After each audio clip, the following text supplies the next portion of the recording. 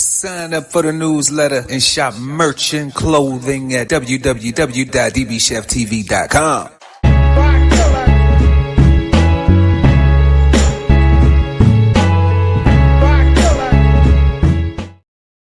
Good evening, happy Friday, and welcome everybody back to another episode of Brunch with the Fellas, bringing you the latest trending topic news. I'm your host, Chef Erol Pearl at DBCHEFTV. Make sure to like and share this video. Also, subscribe to the channel and hit the notification bell so when I go live, you never miss an episode. Also, y'all, don't forget, right now, we got 25% merch off sale off the merch at DB Chef TV gift shop. We got a QR code right there that we're going to post. It's going to be up the whole time during the show. So if you want to go out there and support, we appreciate that. We know that money's low, but it's all right if your money tight, because you can do something free, and that's just smash the like. So let's get into these topics tonight, y'all. We got some crazy stuff going on out here. We got we're gonna take you down to Dade County 305 right quick, cause remember that song? What that song? Who the rapper that got that song where it be like, be careful when you come across the bridge, talking about the bridge on MacArthur on 5th, going to the beach from the mainland. But somebody say something about it. Might be Rose, Ace Hood, somebody, one of them guys. Trick, he might want any one of them, I don't know, but you might get a pistol whip for a taper fade in Dade. So we're gonna go check that story out. Just want to be careful, because this was like a bad day at the barbershop. Then we got number 2, we got 50 Cent and the Diddy documentary. I know everybody is watching that right now on Netflix. It's going crazy. But we sat back, we watched it a little bit. Me and the wife kicked back Netflix and chilled. And I'm gonna give you my thoughts on it. But we got a real cool clip that from the beginning, so we can kind of see how things was unfolding. We just gonna take a look at some things, because a lot of folks saying different stuff online right now. It's mixed emotions with people saying, like, 50 hating type shit. So we gonna get into that. And then we got the legend MJ23, Black Jesus, Your Highness, Michael Jordan suing NASCAR. Y'all know Mike got businesses and be making big money, doing big things all across the board. So he been in NASCAR for a little bit. If y'all ain't been following that, yeah, we in NASCAR, baby. Okay, so go over there and check that out. But right now, things is getting crazy at the negotiating table. So, Mike said, let's go legislate it. Let's go see if we can take this thing to court. So right now they in court, and we're gonna look at some stuff about that. And I'm gonna share my opinions and thoughts on that too. Don't forget, y'all, QR code right up there in the top, 25% off at the DB Chef TV gift shop. We appreciate the support. If money's tight, it's all right. You can do something free and just smash the like.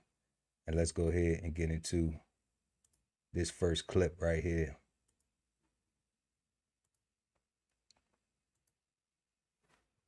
Shop quickly turned violent when a longtime customer pulled a gun out on his barber. This video shows how everything just escalated so fast as children there were watching in fear. Tonight, Local 10 is hearing from that barber. We have Magdala Louisant. She joins us live from West Miami-Dade with this one and only Local 10 exclusive. Sanella, JC, Samuel Wilson has been a barber for over 30 years, and he says what happened in his shop this week, he has never experienced anything like this before. A customer pulled... Hold up, y'all. Before we even get into the barbershop owner, I want to look at that one more time. Y'all see this right here? Have anybody ever been to the barbershop and been this pissed off about they cut, about a lineup or something? You just went in there, got a little shape up or something, a little beard trim or whatever. And it longtime just, customer and it turned to this. Pulled a gun out on his barber. This video shows how he really pissed off about that lineup. Crazy. Everything just escalated so fast as children there were With the watching in babies fear. Tonight, Local 10 is hearing from that barber. We have Magdala Louisant. She joins us live from West Miami-Dade with this one and only Local 10 exclusive. Sanella, JC, Samuel Wilson has been a barber for over 30 years, and he says what happened in his shop this week, he has never experienced anything like this before. A customer pulls a gun on him and pistol whips him. I hate that this even happened. Tuesday was supposed to be just another day for barbershop owner Samuel Wilson, but this video shows how a routine haircut turned into a terrifying, violent encounter. We've removed some audio because of strong language. It started as a verbal dispute, a customer unhappy about his hairline. But moments later, he returns, this time. Hold up, y'all. We gotta look at this real quick. Let's run this back right quick. Cause it looked like dude shit already pushed back. Like, what he tripping off of? Like, ain't this shit already pushed back? He ain't gonna have that in a couple more years. That shit all the way back there. If he in the military, he's saluting all the way the fuck back here, right? Like, look at that. Y'all telling me you mad cause your shit already pushed back, bro. Your forehead big as hell. He got 12 hit Vivo Lottie. Look at his forehead already. His fade, the line all the way back by his ear, man. Come on, family.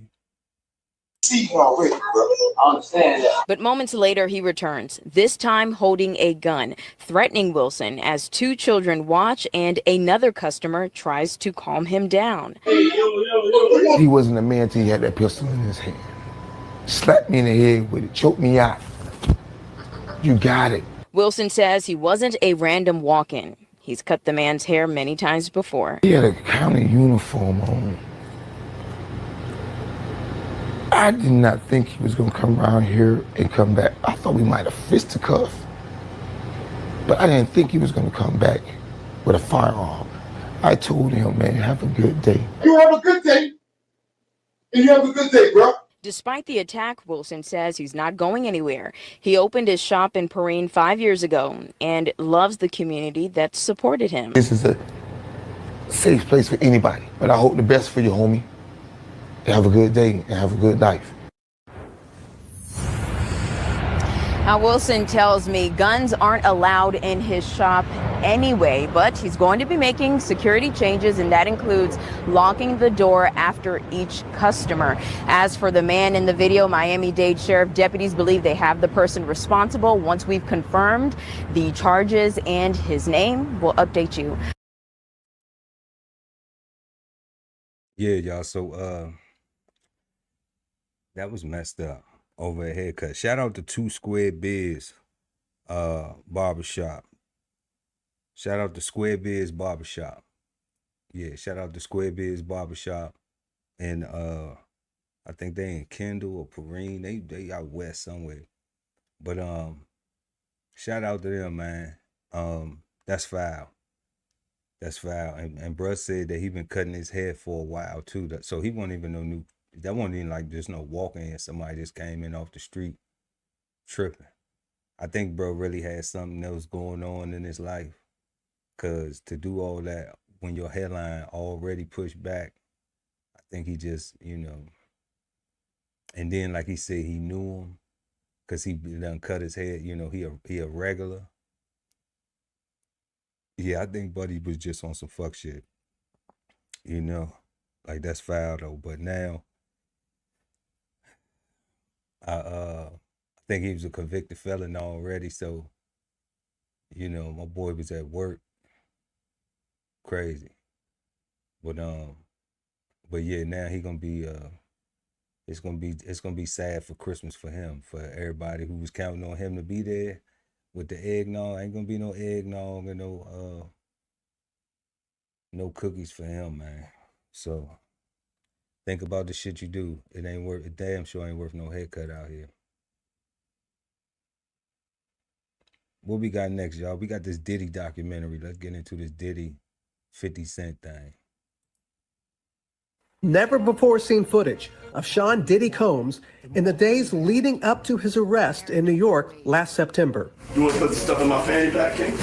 The exclusive video obtained by Netflix shows Combs debating with his lawyers about strategy. Listen to me. I'm going to get off the phone right now, and I am going to let you professionals look at the situation and come back to me with a solution. No matter what, no matter what nobody said. Let's just here and there, y'all are not working together the right way. We're losing. The footage is part of a new, highly anticipated docuseries by director Alex Stapleton and rapper and executive producer Curtis 50 Cent Jackson, titled Sean Combs: The Reckoning. What's anything? Y'all heard him say 50. He said Curtis 50 Cent. He didn't even say 50. He said 50. Anything that surprised you when you were watching? I think it was surprising that he actually filmed it. It was very interesting to watch a man who's known for his brand presence. You know, he has a really amazing knack for marketing and all of that, and how he was sort of taking that into account and how he was coming off to the public. The exclusive video also shows Combs in Harlem greeting fans. Off my back, bro. Lord, you win. I'm gonna win. Lord, you win. We win it. I'll accept it. I need some hand sanitizer. Hold on. I got it. I've been out in the streets amongst the people. Yeah, I gotta take a bath. Like the amount of people that actually I'm coming in contact with, like that's what I have to do. You know what I'm saying? Oh. It's like 150 hugs. You're a public person as well, and there was one instance in Harlem, and his reaction when those people Went away. Got in the car and said, I feel like I need to wash, like I'm dirty. That was, it shows you his character. was that the reason for including it? Yeah. I mean, what's the odds that you would do that in front of the camera? Like that's one of the moments where he forgot he was on tape. How do you respond to people who say that it's more about this? Y'all, it's 50 hating, man. 50 might be hating with that shit right there. Because if you go out in public and you hanging around a whole lot of people, you know, you want to come in the house and take a shower before you lay down, before you get comfortable. So, I mean, who go out to the park all day and jog and ride a bike and walk your dog and exercise and do all that shit and then come back in the house and don't clean themselves up? Even if you go somewhere, let's say you go to a dinner party and you hugging and you greeting and you meeting and you shaking hands and this and that. I mean, COVID just happened, right? We did just have a little pandemic and everything, right? So I don't know about that. I don't know if that's people. I mean, because people nasty as shit. People don't be wiping their hands. People don't be brushing their teeth, washing their hand parts, man. Come on, family. You know? But I don't know. That's just my perspective. It ain't in defense of Puff. He could be right. He do know. He, you know, I guess he know more than I do because they, you know, they've been around each other. They worked around each other. They didn't go shopping, but they worked around each other. So, you know, but I think that's either juice to sell the docuseries or is 50 really hating? It's some of them comments that we seeing like he really hating though. I don't know, y'all. But that shit sound like hating though. Disdain that you have for Sean Combs than it is for giving the victims a platform. What they consider a pre-existing beef, right, for 20 years, right, is me being uncomfortable with him suggesting that he takes me shopping, or I looked at it like it was like a tester, like maybe you'll come play with me, type of thing, right? And it's not personal. I think it's important. Hold up, pause right there. All right. Now, y'all see the way 50 was wiggling his shoulder and shit, talking about Puff was, you want to take me shopping? It's like, and then he said, will you come play with me? Right? See, what he's insinuating is something personal, like Puff hit on him. If a man hit on you, a woman hit on you, A person that likes you hits on you, that's personal. That's not, I tap you on the shoulder, hey, I got this song, can you write a couple verses? Boom, boom. That's business. Can I take you shopping? And then you say out your mouth, oh, yeah, he was asking me to take me shopping and he's shaking his shoulder with the, blah, blah. Okay, come on, family. Or is it supposed to be left to interpretation? Or have we watched, y'all been watching this, following this for a while, like 50 been saying on Breakfast Clubs, on thisis50.coms, any episodes, Drink Champs, he always be saying how he think Puff is a fruit. All right. So I think it's personal. For him to say that it's not personal, it seemed pretty personal, the way he nitpicking and stuff and really trying to get at this man's character. But it's entertainment, baby. To also let people know that the show is not completely the perspectives of people that did not like Sean. We weren't trying to just get the highlights, the salacious details, that the real goal was to storytell. And not everyone needed to have an allegation to be a part of this project. The 4-part series also features. Not everyone needed an allegation. So that means that they could just take anybody with some random shit to say about Puff. That ain't right. That ain't the case. Because then that don't bring no credit. That discredits the film. They be spinning this shit though, y'all, but it's on Netflix right now, y'all. Go check it out if you got time. It's interesting. We're gonna get into it in a little bit. There's 2 jurors from Combs' trial who are speaking for the first time about how they reached their mixed verdict, finding Combs guilty of 2 prostitution offenses, but clear of racketeering and sex trafficking charges, both sharing their thoughts on the relationship between Combs and singer Cassie. Juror 75 describing them as 2 people in love, and Juror 160 saying in part, domestic violence wasn't one of the charges. Cassie, is she a victim in all this? I believe Cassie's a victim in all this because she came in she's like 18, like 19 years old in the very beginning. After a while, over time, you condition for it. The goal of what the film is trying to do is to let the audience kind of come in to ask questions like, were their decisions colored by certain things, and who got the benefit of the doubt, in that courtroom? Do you think that hip-hop culture was on trial as much as Sean Combs was? Not all. Look, if I didn't say anything, you would interpret it as the hip-hop is fine with his behaviors. There's no one else being vocal. So you would look at it and just say, because that mind your business, or let me not say nothing about nothing, or those things, it would allow the entire culture to register as if they're for that behavior. If Sean Combs watches this, what do you think he's going to feel? Like, wow, this is amazing. I think he's going to say this is the best documentary I've seen in a long time. Because you'll see people. She can't even take that shit serious. He trolling. Saying that, he may feel a different way about pieces and bits of it, but he knows the truth. I think he'll see the truth in it. Okay, y'all. So, little takeaways from that. It seemed like every question that they asked 50 Cent, it seemed like every question that they asked 50, his answers was the punch down on Puff. All the punch down on Puff. All right. Even to him saying like it ain't personal, I think that's cap. But then they asked the question about, him saving hip hop. 50's the hip hop savior now, because the whole culture wouldn't, but I say this, that's cool for the Puff situation, but what about the rest of the music that be coming out? All right. So it's like, I think hip hop is dead. So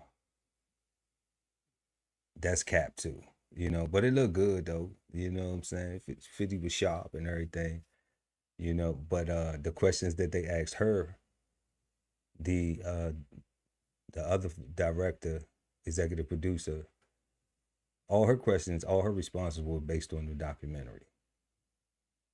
You know, she didn't really give any answers talking about, you know, really critiquing Puff or really going into his personal character. She just more so explained what you see in the documentary. So if y'all want to go check that out, that's on Netflix. If you got a Netflix account, go check that out. We're going to go ahead and get into our third topic tonight, y'all. MJ, if y'all ain't know MJ, the legend Michael Jordan, Black Jesus, is has a NASCAR company and a race car team, and I think they call 2311. And of course, he's in partnership. The clip will break that down a little bit more, but I think it's cool that we see some faces that, you know, that's changing faces, is looking more diverse in all of these different sports. So shout out to Mike for that. And let's go see what they got going on, y'all, because to be honest, I ain't even really know what Mike had going on until this. Two sports powerhouses are facing each other in court with the future of NASCAR racing, you could say, on the line here. The stock car giant is being sued by two racing teams, one of them co-owned by NBA legend, and legend is the word, the great Michael Jordan. So they claim that NASCAR abuses its power in monopolistic ways as a premier racing organization in the U.S. NASCAR says it has done nothing wrong. Adriana Diaz is following this historic trial. Adriana, good morning to you. Good morning. The judge in this case has already ruled that NASCAR does have a monopoly, but not all monopolies are illegal. The question now for the jury is whether or not NASCAR abused its power to limit competition and harm some team owners like Michael Jordan. Just 1 month after NASCAR crowned its 2025 champion, some of the most well-known names in the sport are fighting the organization in federal court. 2311 racing team owners Michael Jordan and Denny Hamlin, who's also one of the top drivers in NASCAR, are suing the premier racing organization, alleging it is violating antitrust laws. The trouble's been brewing for years, but came to a head last September when 13 of the 15 teams in NASCAR signed new charter agreements. A charter in NASCAR is like a franchise in other sports. Being chartered guarantees your car will have a spot in all races and a specified share of revenue. Jordan and Hamlin's 2311 Racing and a second team, Front Row Motorsports, wanted permanent charters and did not sign the new agreement. Their lawsuit alleges NASCAR limits competition through its ownership and control of most racetracks and by banning the use of NASCAR Cup Series cars in other racing events. NASCAR, on the other hand, points to its increasing payouts to drivers as evidence it is acting in good faith and is not anti-competitive. This potentially could have the biggest impact on NASCAR in history of the sport, period. Jordan Bianchi is a NASCAR reporter with The Athletic and says the fallout could be significant no matter the outcome. If this is blown up by the judge and 2311 and Front Row win this, you could see all sorts of different things. One, there's damages, right? We're talking $200, $300 million max damages. The judge could look at this and say, hey, NASCAR, you're going to have to get rid of all your tracks. And this could have a huge domino effect of how the series operates going forward. If NASCAR loses ownership of its tracks, that could mean other racing competitions would be able to use NASCAR tracks for their races. And Hamlin got teary-eyed yesterday talking about how he got into the sport when he took the stand. He will continue his testimony when court resumes today. And Michael Jordan also plans to testify in the trial, which is expected to last about 2 weeks. NASCAR's season starts again in February. Boy, Michael Jordan on the stand, Adriana, bring your popcorn. I think more people will pay attention just because he's involved with it. Absolutely. It's a very interesting case all the way around. Already some jurors had to be dismissed, during jury selection because a lot of them love Michael Jordan. Yes. So he's already had a big presence in the courtroom. Wow. Who doesn't love Michael Jordan? Yeah, it's kind of hard to find a person that doesn't at least know his greatness. That's for sure. We are going to stay tuned. Yeah, we're going to stay tuned to that. So First thing, y'all. First thing about that. Monopolistic. All right. Monopolistic. So that's relating to a person or business that has exclusive possession or control of the supply of or trade in a commodity or service. And what this service is NASCAR. And what they saying is basically they don't like the rules. Okay. That's what it seemed like. It just seemed like they don't like the rules, just listening to what's going on. A new charter came out and the rules was in the charter. They wanted, a long-term commitment. And NASCAR was just like, this is what we're doing for everybody. So, this is what it is. These are the rules, the guidelines, take it or leave it. So Jordan and Hanley said they're gonna take it to court. All right. So one of the things that the dude was saying at the end, the reporter, he was talking about the damages. They're not gonna get awarded no damages. If they did, I don't think they're gonna win. It's not even shooting down Jordan or not wanting to see my brother win, or it ain't none of that foolishness. It's listening to it on the surface, understanding that the NASCAR is the NASCAR. It's just like the NBA is the NBA. They have their association, they have their rules, they have their different standards, they have the stuff that they do, the MLB, they all are the same. The Congress, right? They got their own rules and how they legislate things, right? So they have their own business structure. NASCAR have their own business structure. And they talking about NASCAR getting rid of their tracks. Like, think about how much money and how big of a business NASCAR is. Get rid of their tracks. And NASCAR is like baseball. It's like football. It's American as apple pie. So, I want to be like Mike. Like Mike. But I don't know how this is gonna go though. And that's not to say that NASCAR isn't in the wrong here. But based on that surface claim and what they saying, I don't really think NASCAR is gonna lose this case. I really don't. Cause that's what they laid out for them. So it's like either you want to do what we doing, or you don't want to be in our organization. And that's the way some shit go. So looking back real quick over tonight's topics, we had pistol whip for a taper fade and day. Y'all go to the barbershop, man. Had a conversation with your barber before you sit down in the chair. If you already know, if you know your line is back already, then you know your line back. So you tell the barber before you sit down, bro, go easy on my line. Okay? That's how that conversation supposed to be had. Not, going to jail now, missing Christmas for the babies, fucking up the New Year plans and all that other type of shit for some foolishness. For not having a conversation. Learn from that. Then we had 50 Cent and the Diddy documentary. I don't know, y'all, online. It's a lot of different stuff. And like I said, in the Netflix video documentary, it is just, to me, like it's a big hodgepodge of all the stuff that, if you've been following it, it's all there. You get Kurt Burrows in there, who helped Diddy start Bad Boy.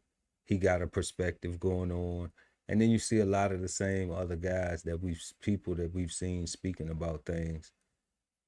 So I don't know. I don't know if 50 hating on it, but who knows if it's gonna be some type of counter suit on the footage. I've been hearing things about that. But, go check it out. Shit, why not? The saga will continue, okay? Then we got third and final, last but never least, Michael Jordan suing NASCAR. And we just chopped up about that, So support 2311, the Michael Jordan's race team. And you know, we'll wish him good luck, man. You know, we'll wish him good luck with that lawsuit with NASCAR. Because on the surface, I can't tell right now who right and who wrong, or if anybody was wronged, or, you know, I can't do that. I don't have the ability. I don't know all the intimate details about the case. But, you know, what they showing us, in my opinion, I don't think MJ is gonna score that bucket.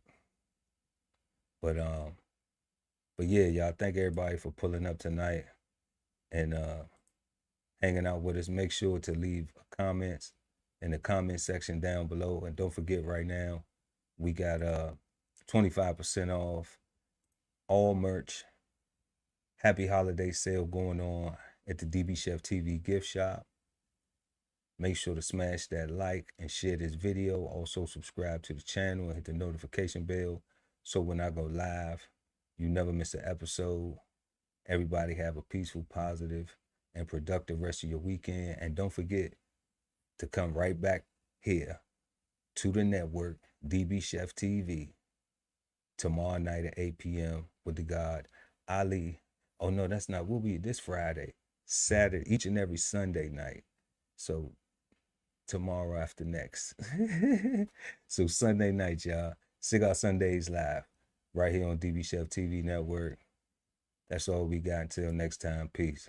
This whole publication is all about going from nowhere to somewhere, right? Being able to stand on something so that you can travel in peace, right? So bksoulfarm.com, 1016 160 self-sustainability.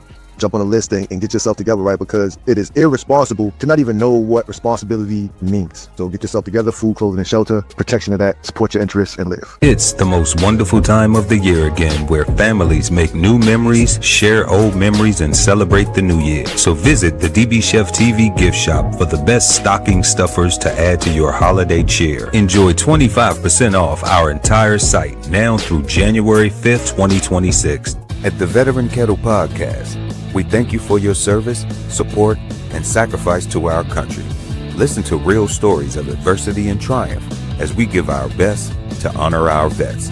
Subscribe today and watch episodes now streaming on YouTube at TVK Podcast, The Veteran Kettle. Love ain't always easy, and we won't stop until we get it right. So bring that ass to the Love Speak Podcast. Subscribe today and let your love speak at TLS Podcast, The Love Speak, now streaming on YouTube. If it's Friday night and you don't have a date, then Brunch with the Fellas is your spot, so don't be late. We go up at 9 p.m. with the trending topic news. Smash the like, comment, subscribe, and share the content. Don't be rude at Brunch Fellas, now streaming on YouTube. Exchange insights Sundays at 8 p.m. East Coast time with the Cigar Panel, smoking on words like two big nerds, hosted by DBCHEFTV and BK Soul Farm at Cigar Sundays on YouTube. Subscribe and hit the notification bell so when they go live, you never miss an episode of Cigar Sundays Live. Sign up for the newsletter and shop merch and clothing at www.dbcheftv.com.